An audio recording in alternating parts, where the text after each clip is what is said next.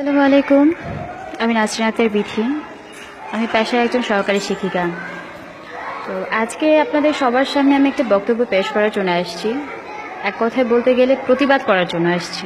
আমি জানি না এটা আমার উচিত হবে কিনা, তারপর আমি একজন শিক্ষক হিসেবে এটা মেনে নিতে পারিনি। যেই কিছুদিন যাবত দেখছি প্রবাসীদের নিয়ে ফেসবুকে বলেন যোগাযোগ মাধ্যমের মধ্যে ছড়িয়ে গেছে, প্রবাসীদেরকে বাঙালি মেয়েরা বিয়ে করতে চায় না কেন, বিয়ে করে না কেন, বা এই বিয়ে নিয়ে বা প্রবাসীদের নিয়ে একটা তুলফার একটা উঠে গেছে, একটা ঢেউ চলতেছে ফেসবুকে। তো সেটার বিপক্ষেও আমি কথা বলতে আসিনি, পক্ষেও আমি কথা বলতে আসিনি। যেটা সত্য, যেটা বাস্তব, সেই উপকরণটাই আমি তুলে ধরার চেষ্টা করছি। এই যে প্রবাসী ছেলেদেরকে নিয়ে যে এত কথা হচ্ছে, যেই মেয়েরা এই সমস্ত আলোচনা করছে, তারা কি আদৌ কোনো ভদ্র ফ্যামিলির মেয়ে, না তারা আদৌ কোনোদিন ভদ্রতা শিখেছে? আদৌ ভদ্রতা শিখতে পেরেছে কি তারা কি উচ্চশিক্ষায় শিক্ষিত হতে পেরেছে? আমার মনে হয় না। যেই প্রবাসীরা দিনের পর দিন, রাতের পর রাত কষ্ট করে টাকা উপার্জন করে দেশে পাঠাচ্ছে, মা বাবা ভাই বোনকে ফেলে, স্ত্রী সন্তানদেরকে ফেলে, যারা বিদেশ পাড়ি জমিয়েছেন, তারা আজ এই সমস্ত কথা শোনার জন্য পাড়ি জমিয়েছিলেন বা এই সমস্ত কথা শোনার জন্য পাড়ি জমাচ্ছেন? আমি এটা কখনোই মানতে পারবো না। আমি একজন নারী হয়ে কোনোদিন এটা মানতে পারবো না এবং পারিনি। সেই জন্যই আজকে আমার এই ভিডিও দেয়া, যেটা হচ্ছে একজন পুরুষ তার স্ত্রী, তার সন্তান, তার মা বাবা ভাই বোন, পাড়া প্রতিবেশী, আত্মীয় স্বজন নিয়ে কাছে থাকতে চায়। সেই পুরুষ দিনের পর দিন, বছরের পর বছর, এমনও সময় চলে যায় তাদের যে তারা বৃদ্ধ বয়সেও এই দেশের বাইরে থাকে, প্রবাসে থাকে। কেন থাকে জানেন? তারা তাদের একমুঠো ভাত ভালো করে যাতে খেতে পারে, পড়তে পারে, সুন্দর করে চলতে পারে, তাদের ফ্যামিলি জানে সুন্দরভাবে চলতে পারে, সেই জন্য তারা প্রবাসে পাড়ি জমিয়েছেন। সেটা কি তাদের দোষ? সেটা কি তাদের অপরাধ? যে সমস্ত মেয়েরা এগুলো বলে বেড়াচ্ছে যে প্রবাসী ছেলেদেরকে তারা বিয়ে করে না, তারা বিয়ে করবে না, কেন?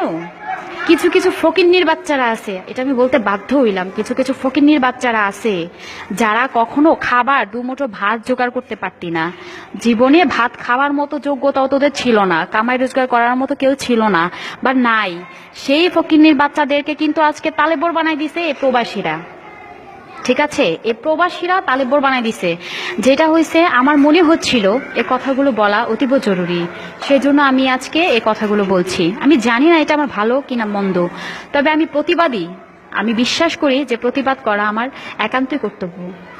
আমি একজন মেয়ে হয়ে আরেকজন মেয়েকে ছোট করছি না, আমি কোনো মা হয়ে আরেকজন মাকে ছোট করছি না, আমি একজন বোন হয়ে আরেকজন বোনকে ছোট করতে চাচ্ছি না। কিন্তু আমি এটাও মানতে পারিনি প্রবাসীদের নিয়ে যে এত কথা হচ্ছিল, সে কথাটা আমার মধ্যে খুব খারাপ লেগেছে, আমার শুনতেও খারাপ লাগছে।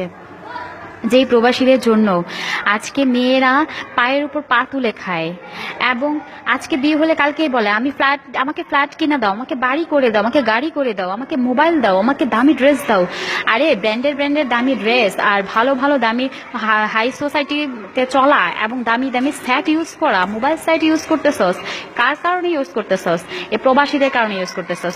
এই বাংলাদেশের প্রেক্ষাপটে আজকে আমি একজন সরকারি চাকরিজীবী, বাংলাদেশের প্রেক্ষাপটে কয়জন পুরুষ আছে যে তাদের স্ত্রীদের তাদের চাহিদা মতো চালাতে পারে? একমাত্র প্রবাসীরাই আছে যারা তাদের বউদেরকে উন্নত জীবন দান করেন, উন্নত জীবন দিয়ে রাখেন, এবং সেই প্রবাসীরাই ঠকেন।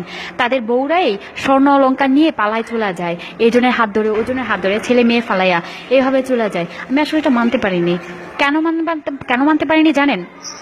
আমি কুমিল্লা ডিস্ট্রিক্টের, আমার কুমিল্লা জেলার মধ্যে দেখা গেছে যে অধিকাংশ পুরুষ মানুষই দেশের বাইরে থাকে, অধিকাংশ মানুষই বিদেশে পাড়ি জমিয়েছেন।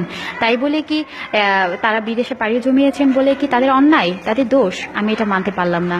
এবং আমি সেই সমস্ত মেয়েদেরকে বলছি যে সমস্ত জন্মের দোষ আছে, সেই সমস্ত মেয়েদের জন্মের দোষ আছে।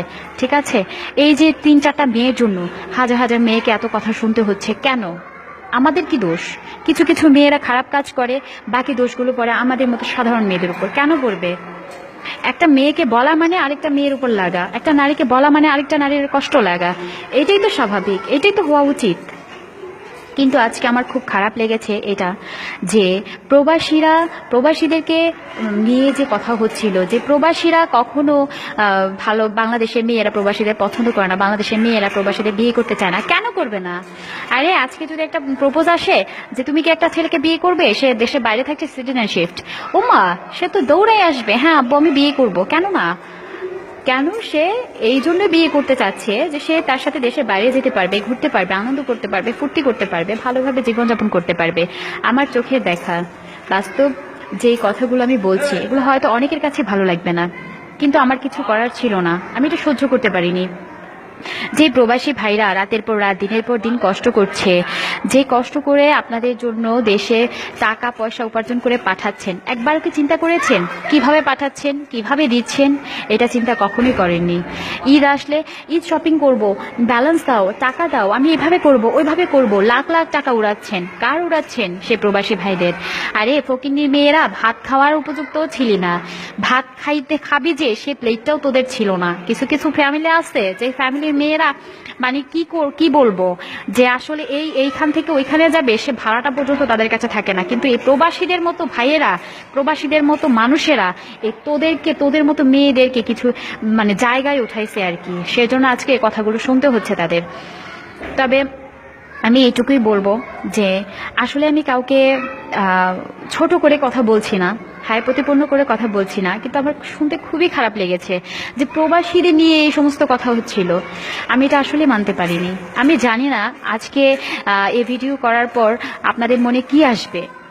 আসলে আমার খুব খারাপ লেগেছিল। এই প্রবাসীরা দিনের পর দিন, ঘন্টার পর ঘন্টা, সেকেন্ডে সেকেন্ডে কষ্ট করছে। কাদের জন্য করছে? এই বাংলাদেশে তাদের মা ভাই বোনকে, স্বামী এবং তাদের স্ত্রীদেরকে, তাদের সন্তানদেরকে ফেলে গিয়েছে, সেজন্য তাদের জন্যই কষ্ট করছে, তাদেরকে রোজগার করে খাওয়ানোর জন্যই কষ্ট করছে, উপার্জন তাদের জন্যই করছে। আর সেই মেয়েরা আজকে বলছে যে প্রবাসীদের বিয়ে করতে হয় না, প্রবাসীদের বিয়ে করলে আসলে মেয়েরা কষ্ট পায়, হ্যান ত্যান। এগুলো কোনো কথা? এগুলো কোনো ভালো বংশের মেয়েদের কথা? আমার মনে হয় না। কখনো কোনো ভদ্রতা, কোনো নম্রতা, কোনো কি বলবো, যে শিক্ষিত ফ্যামিলির মেয়েরা কখনোই এগুলো বলতে পারবে না, এবং তাদের মুখ দিয়ে কখনোই এটা আসবে না। আমি তো এটা মানতেই পারছি না যে প্রবাসীরা এত কষ্ট করছে, দিনের পর দিন, ঘন্টার পর ঘন্টা এত কষ্ট করছে। কাদের জন্য? আরে 2টা টাকার জন্য ভিক্ষা পর্যন্ত মানুষ করে, 2টা পয়সার জন্য ভিক্ষা মানুষ পর্যন্ত করে। ব্র্যান্ডের শাড়ি, ব্র্যান্ডের গেঞ্জি, ব্র্যান্ডের টি শার্ট, ব্র্যান্ডের প্যান্ট, ব্র্যান্ডের আর কি বলবো, যে মোবাইল সেট, এগুলো ইউজ করতেছিস কার জন্য জানোস? একমাত্র প্রবাসীদের জন্য। আরে 10,000, 20,000, 25,000 তোদের কাছে কোনো ব্যাপারই না। 1 লাখ 1.5 লাখ টাকা পর্যন্ত শপিং করস, কার জন্য করস? এই প্রবাসীদের জন্য করস। আর সেই প্রবাসীদের নিয়ে এত কথা। তো আমি আসলে এটা মানতে পারিনি বলে আজকে ভিডিওটা করেছি। আমি জানি না এটাকে কিভাবে দেখবেন, তবে আমার খুব খারাপ লেগেছে, খুবই খারাপ লেগেছে। এই সমস্ত মেয়েদের জন্য, এই সমস্ত কুলাঙ্গারদের জন্ম দিয়ে যে মা বাবা কি ভুল করেছেন তারা নিজেও জানে না। এই কুলাঙ্গারদের জন্য আমাদেরও কথা শুনতে হয়। এরা যত বাজে কাজ, যত বাজে খারাপ কাজগুলো করে করে বেড়ায়, এবং এদের জন্যই, কিছু কিছু মেয়ের জন্যই আমাদের পুরো নারী জাতিকে অপমানিত, অবহেলিত হতে হয়। যে প্রবাসীরা বিয়ে করে বউ রেখে যাচ্ছেন, দেশে রেখে যাওয়ার পর থেকে হাজার হাজার লাখ লাখ টাকা দিচ্ছেন, সেই প্রবাসীদের বউরাই ভেগে যাচ্ছে।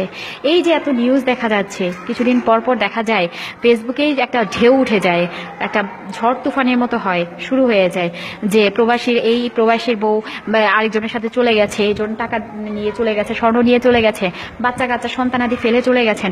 এটা হরহর হচ্ছে, বাস্তবতা। এটা বাস্তব স্বীকার করতে হবে, এটা হচ্ছে, এবং এই প্রবাসীদের ভাইদের সাথেই হচ্ছে।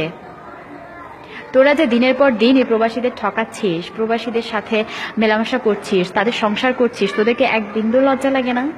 লজ্জা আছে তোদের মতো মেয়েদেরকে আসলে নারী হিসেবে মানতে আমার লজ্জা লাগছে, আসলেই লজ্জা লাগছে। আমার কাছে আসলে অনেক কষ্ট লাগছে যে দিনে একটা দিন মা বাবাকে না দেখলে কত কষ্ট হয়। সেই মানুষেরাই, আমাদের মতো মানুষেরাই দিনের পর দিন, ঘন্টার পর ঘন্টা, বছর কি বছর কাটিয়ে দেয় আত্মীয় স্বজন ছাড়া অন্য একটা রাষ্ট্রে যেয়ে কত কষ্ট করে। বাঙালিরা অনেক জায়গায় অবহেলিত, কত কষ্ট করতেছে শুধু এই বাংলাদেশে রেখে যাওয়া বউ বাচ্চা মা সন্তান এবং আত্মীয় স্বজনের জন্য, আর তাদের কিনা এইভাবে অপমান। আসলে এটা আমি মানতে পারিনি। আমি জানি না আজকে আমার এই কথাগুলো কার ভালো লাগবে কার মন্দ লাগবে, কে কি বলবে না বলবে, কিন্তু আসলে আমি এটা মানতে পারিনি। এটা আমার পক্ষে মানা সম্ভব হয়নি। তো আমি আপনাদের সবার কাছে ক্ষমা চেয়ে নিচ্ছি যে আসলে আমি আজকে এই ভিডিওটা দিতাম না, আপলোড দেওয়ার কোনো ইচ্ছা আমার ছিল না, কিন্তু আসলে আমি বাস্তবতাটা থেকেই কথাগুলো বলেছি। আমি জানি না আপনাদের কেমন লাগবে বা কেমন লেগেছে। আমাকে সবাই ক্ষমার দৃষ্টিতে দেখবেন। আমি আপনাদের সবার কাছেই ক্ষমা চেয়ে নিচ্ছি, কারণ এই সমস্ত কথা বলা আসলে আমার উচিত ছিল না, কিন্তু আমি বুঝতে পারিনি এবং আমি সহ্যও করতে পারিনি। তো যে প্রবাসী ভাইরা আছেন, দেশের বাইরে আছেন, তাদের জন্য আমার অন্তঃস্থল থেকে তাদের জন্য আমার দোয়া রইল, শুভকামনা রইল। আপনারা অনেক ভালো থাকবেন, অনেক সুস্থ থাকবেন, এবং কে কি বললো না বললো এটা নিয়ে কখনো চিন্তা করবেন না, কারণ জীবনটাই হচ্ছে একটা যুদ্ধক্ষেত্র। এখানে যুদ্ধ করতেই হবে। এখানে সমালোচকরা থাকবে সমালোচনা করার জন্য, সমালোচনা করার জন্য পেছনে পেছনে ঘুরে। অর্থাৎ তাদের সমালোচনা শুনে যদি আপনারা স্তব্ধ হয়ে যান, মন খারাপ করেন, কষ্ট পান, তাহলে তো জীবনে চলতে পারবেন না, এগোতে পারবেন না। আমি আমার পক্ষ থেকে আপনাদের সবাইকে জানাচ্ছি অকৃত্রিম ভালোবাসা, এবং সবার প্রতি রইল আমার অনেক দোয়া এবং শুভকামনা। সবাই ভালো থাকবেন। আল্লাহ হাফেজ।